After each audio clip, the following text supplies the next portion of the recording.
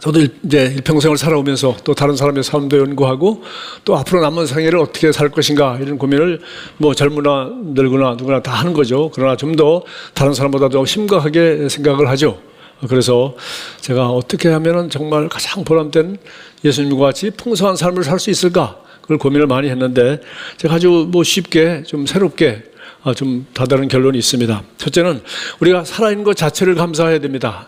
이건 뭐 너무 진부한 얘기 같지만은 이거 아파보지 않은 사람들은 잘 모르죠. 정말 여기 전도서 9장 4절 6절에 보면은 이런 걸 아주 적절하게 있는 그대로 설명했습니다.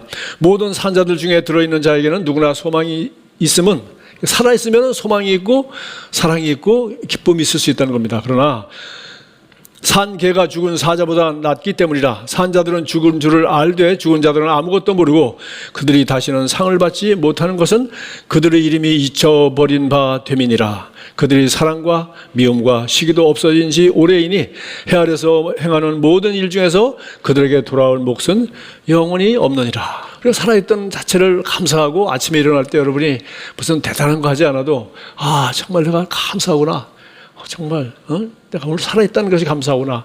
큰 목표를 갖지 말고 살아있는 자체를 감사하는 것이 너무 중요하다. 두 번째는 구원받은 것과 일상생활을 기뻐하며 살자. 여러분 정말 이 구원받은 것이 이렇게 기뻐할 것인가? 한번 우리는 구원받은 지 오래되고 또 당연한 것으로 여기는데 여러분 성경에 정말 구원받은 사람들이 구원받았기 때문에 그리스도이기 때문에 심한 고통을 받고 핍박을 받을 때 그 핍박받는 그리스도인에게 베드로가 쓴 편지입니다. 정말 예수 믿는 것 때문에 학교도 좋은 데 못 가고 요새로 말하면 학교도 갈 수 없고 취직도 할 수 없고 예수 믿는 것 때문에 이제는 사는 것 자체 힘든 이러한 핍박받는 그런 초대교회에 이렇게 위로했습니다.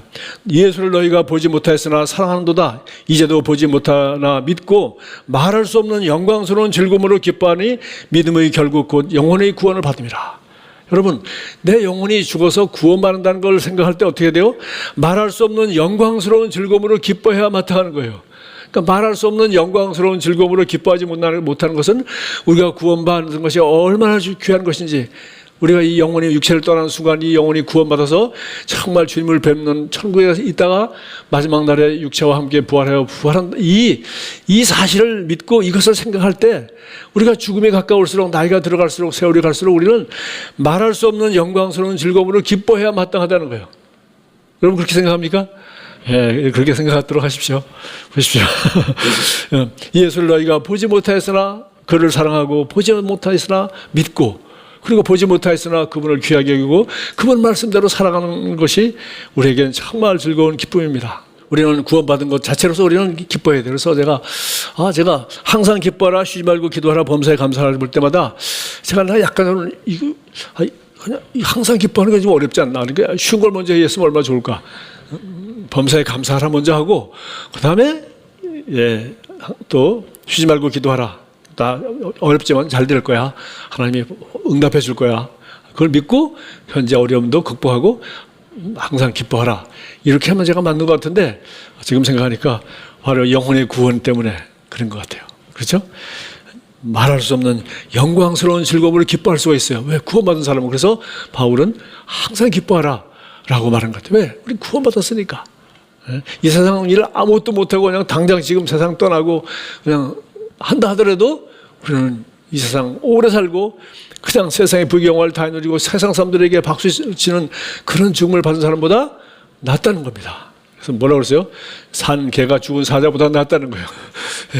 구원받은 거지 나사로가 부자 그 사람보다 훨씬 나은 거죠. 왜? 인생이 길든 짧든 뭐 부자로 살든 가난하게 살든 행복하게 살든 불행하게 살든 우리 영원한 삶에 비하면 이건 그냥 한순간 지나가는 것 아니겠어요?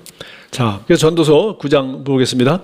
너희는 가서 기쁨으로 내 음식을 먹고 즐거운 마음으로 내 포도주를 마실지어다. 그러면은 영혼 구원 받은 것은 그렇게 이제 기쁘니까 뭐 그렇게 기쁘게 할 수 있다고 하지만은 그럼 천국에 가서 그렇게 기뻐할 것이고 지금도 그걸 생각하면 기뻐할 수 있는데 그러면 매일매일 살아가는 건 어떡합니까? 그러니까 이런 큰 태도리 기쁨 안에서 매일매일 작은 걸 기뻐하라는 겁니다. 여러분 뭐 위장이 나쁘다든지 어디 아파가지고 음식을 못 먹는다든지 이런 분들 보면은 음식 먹는 자체가 얼마나 기쁩니까? 겁니다. 제가 유튜브에 엊그제 보니까 이 30대 젊은 부부인데 미국 사람인데 저 티베트 라다크라는 곳에 저 티베트 산골짜기 라다크에 진짜 먹을 것도 없고 마실 것도 없는 그곳에 가서 그 사람들 그 추운 히말라야 산골을 시작해서 그 사람들과 똑같이 살아가는데 그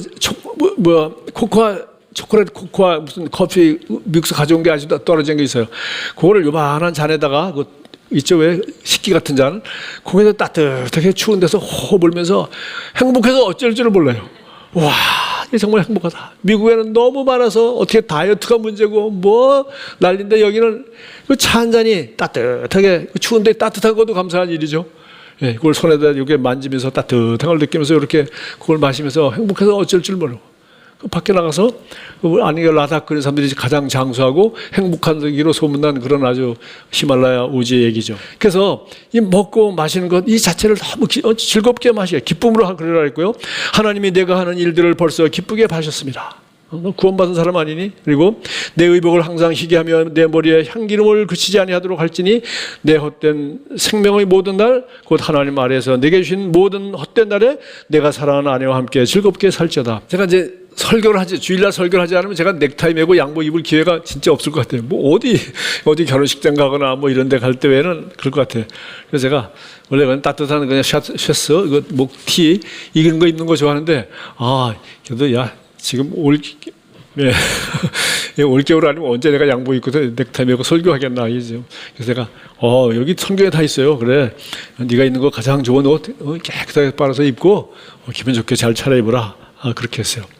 내게 주신 모든 날에 헛된 날에 내가 사랑하는 아내와 함께 즐겁게 살지어다. 일을 얻는 대로 힘을 다하여 할지어다. 내가 장차 들어갈 수월에는 일도 없고 계획도 없고 지식도 없고 지혜도 없습니다.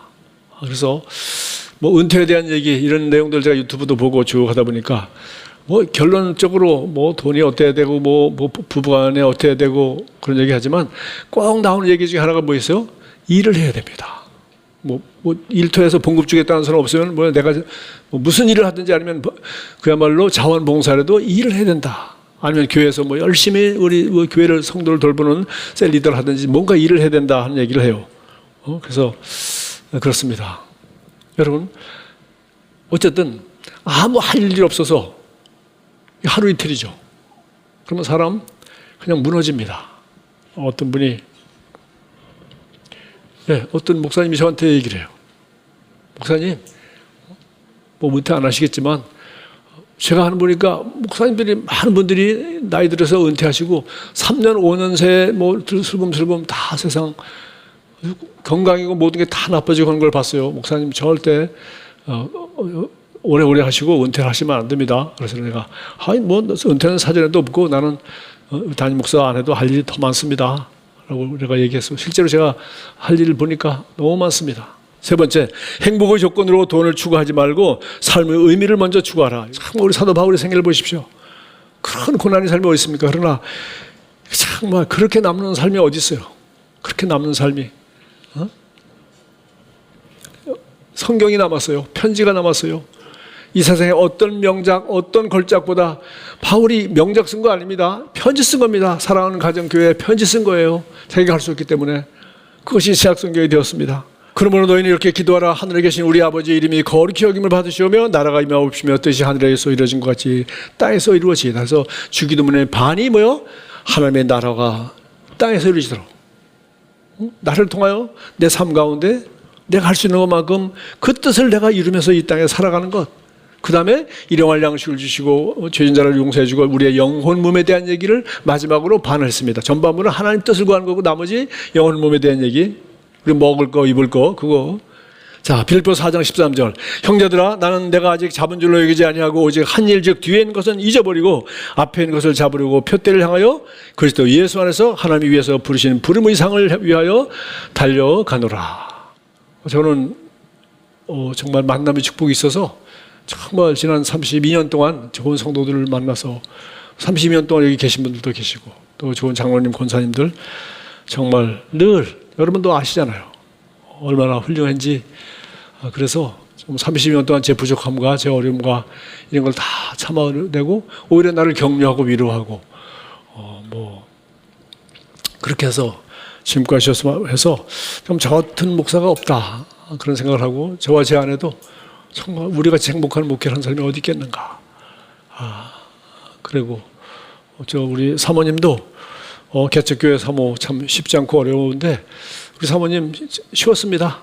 그리고 어렵지 않았어요. 내가 어렵다 그런 적을 들어본 적도 없고 인상 쓴 거 본 적이 없습니다. 늘 행복하게 기쁨으로 섬겼고 우리 지금까지 풀타임으로 일했지만 또 자식도 하나밖에 없고 일찍 시집가고 하니까 우리는 정말 아무 가정생활에도 큰 지장 없이 정말 아름다운 목회를 했어요.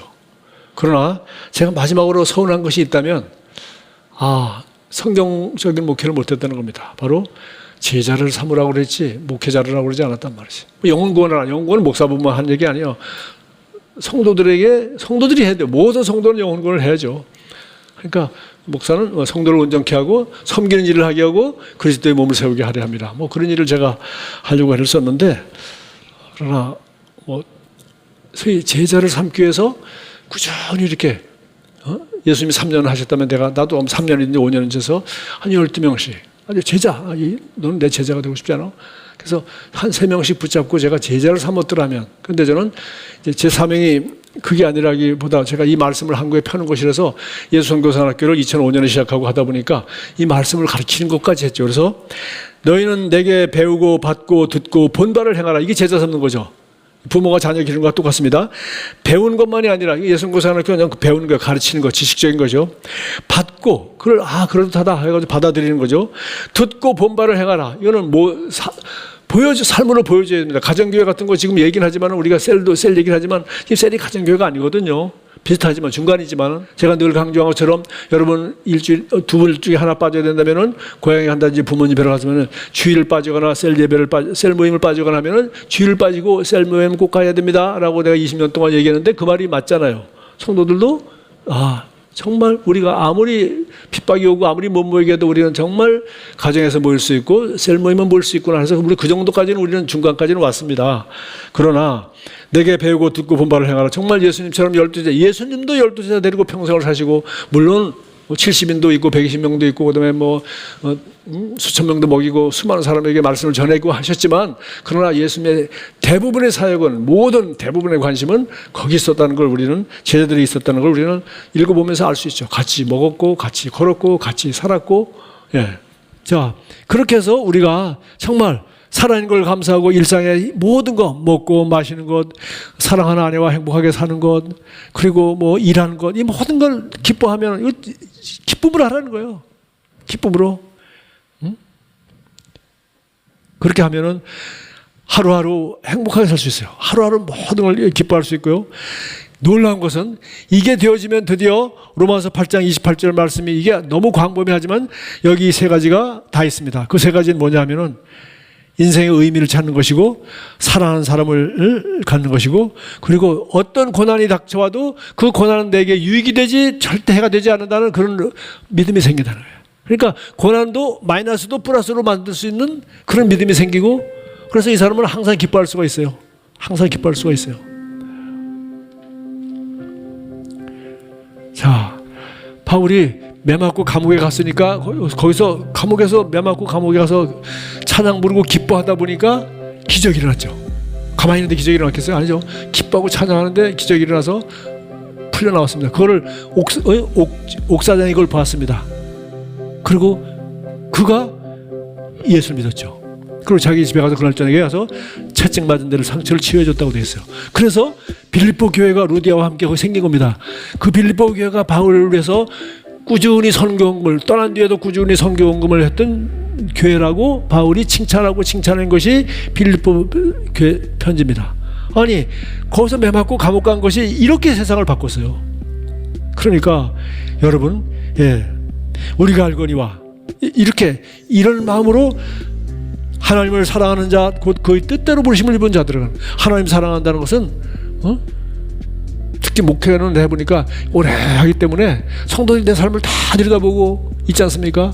하나님이 세계복음화를 위해서 부른 것이 아니라 아내를 사랑하는 남편으로도 불렀고요. 자식 낳았으면 안 낳으면 못 쓸까? 결혼해서 낳았으면 아빠로도 불렀지. 그런 걸 우리가 해야 나도 행복하고 아이도 행복하고 노후도 행복해요. 하나님을 사랑하는 자 그 뜻대로 부르심을 입은 자들에게는 이거 다 하나님이 뜻 안에 들어있을 때 모든 것이 합력하여 서로 이루라. 그래서 항상 기뻐할 수 있습니다. 어떤 어려움이 와도 우리는 기뻐할 수 있어요.